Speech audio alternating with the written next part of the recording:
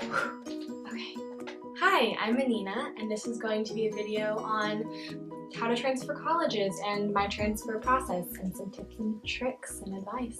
A lot of friends and just people I know have been interested in transferring or have been asking questions and just interested in the process, and then suggested I also make a YouTube video so that maybe it could help other people as well. So here I am. A little bit of backstory. I started college from, being a senior in high school, so I did the 4-year to 4-year track. I wasn't a community college to a 4-year.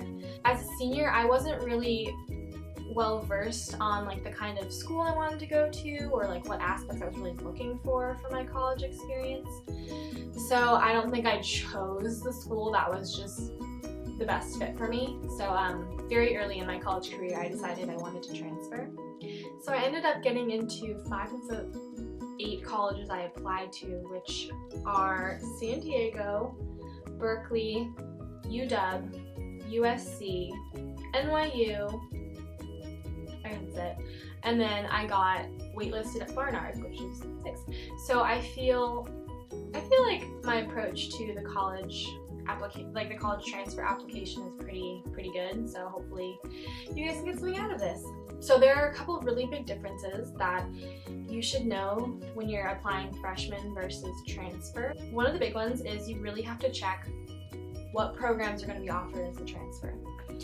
I had a couple of experiences where I was looking at a school and they didn't offer the major I wanted to have because you'd have to start as a freshman in their program. They didn't want transfers. So that was a really big, like make or break point for me, because obviously I'm not going to study something random just because I want to go to that school.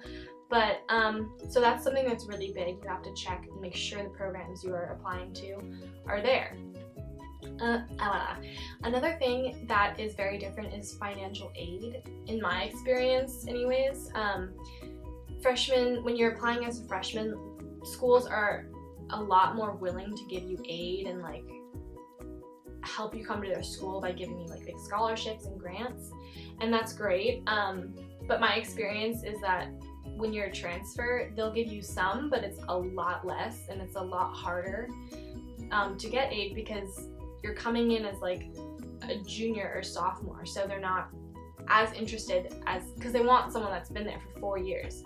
So it's a lot harder for them to give you aid, and like often when they say online like, oh, we give like 100% of your like expected family contribution, that's often not true. Another one is that you need to know your plan as a transfer. When you're applying, you have to express that you know what you're going to study and you have a plan and you're going to execute it in a way that's going to make them proud, I guess. Because as a freshman, you can often just be like, oh, I'm applying undeclared, and I'm interested in these things, and like this is who I am as a person. But as a transfer, they really more want to know what major you're applying to, why, like what have you done in this major to show that you're interested, and what do you want to do with this degree from our school. Another thing is, as a transfer, you often have to be ready to not get out in 4 years. For me, who was applying to UCs, so public schools and private schools, for private schools, not all credits are going to transfer over there, so it kind of like pushes you back and makes you a different like grade standing, I guess. So it could push you back to like being a sophomore if you're a junior. Oh, another thing is that SAT and ACT scores aren't really needed as much. I mean, they're not as important. Like actually a couple schools had me send in my SAT and ACT scores from high school, but the point of an SAT and ACT score is to tell the school, it's like a predictor of how well you're going to do at college. And so you've already been in college for a year or 2, so that doesn't matter as much because what you actually did during your college time is more reliable than like what they thought you were going to do. Does that make sense? I don't know. On to the big things that I think are very important to get into the schools that you want to get into. Good grades. I worked very hard for 2 years to make sure I could get the grades I wanted, so I think that obviously was a huge aspect in me getting into all of these hard schools. Essays, especially for private schools, I don't know how much public schools use it, but probably public schools too. That was very important. So approaching those can be tricky. So, I mean, the essays, they're really there to tell those people who you are and what kind of student you're gonna be. You really have to like, I don't know, like sell yourself and stand out because there's gonna be so many other applicants there. And like, they really, for transferring versus like freshmen, they really want to know why them and like, what are you gonna do there? I did a lot of research on each school, and I think this really helped. I was very specific in what I liked about each school in my essays. When they asked like, why would you come to the school? Why would you like to come to school? I like looked up like 3 specific things for each essay of like what I really liked about that school, so they would know that I have looked through their website, I know them well, so, and I still want to go there for many reasons.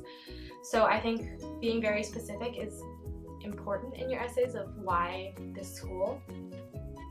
So yeah, the essays are a lot more straightforward, and you really have to show them that because you know you've had these 2 years in college or you've taken these classes, you know what your path is, and you are destined, or that's kind of like a dramatic word, but you're like destined for great things. Like, you're going to do this great stuff in your field. You've got big aspirations that are going to make the university proud.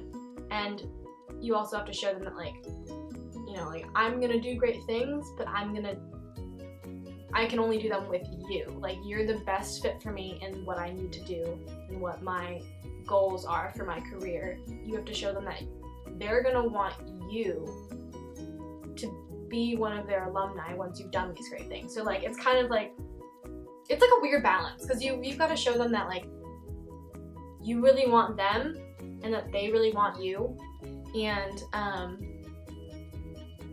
show that you're going to mesh well into their community, and you're going to thrive there. So yeah, that's a big thing to make your essay desirable and make yourself a desirable candidate to be at their school. When you drop my phone. So that was kind of a lot. How I approached it, which may help you, is that with the essay, I would look at the prompt, I would do like a free write, and that would turn out to be like, I don't know, like a paragraph or 2 paragraphs. And then later you can take out what's good, take out what's bad, expand upon the things that are good, and like add more things that are specific. So I thought that was really good way to approach it, and really like helped you if you've got like writer's block or whatever and you don't really know exactly what to say about these schools, which is completely understandable because it's, yeah. Then I had like as many people as I could read it and just like see, you know, like, is every aspect of what I'm writing helping me and not hurting me, like, if to make sure I didn't accidentally like put in something that could be perceived as bad, or like grammar and sentence structure, and make sure everything flows. So I had really great people looking through those, so I think that's something, if you can find some people, that's something that's really important. Okay, I think so the last thing is letter of recs. So not for the UCs because you don't send in letters of rec, but I think the other schools' letters of rec were extremely important. But they really want they want a whole view of you. They don't want just like your academic, what you've done academically and like that sort of sense. They want a view from you, like from all aspects of your life. So like I think the letters of rec are very important because then they get to see from an outside perspective who other people view you as, and what, if like all these people are saying great things, then like you must be a great person, right? I would suggest sending in letters of rec from people from different aspects of your life.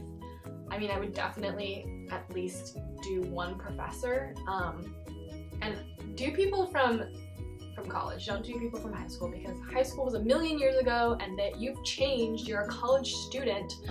They want to know you as a college student.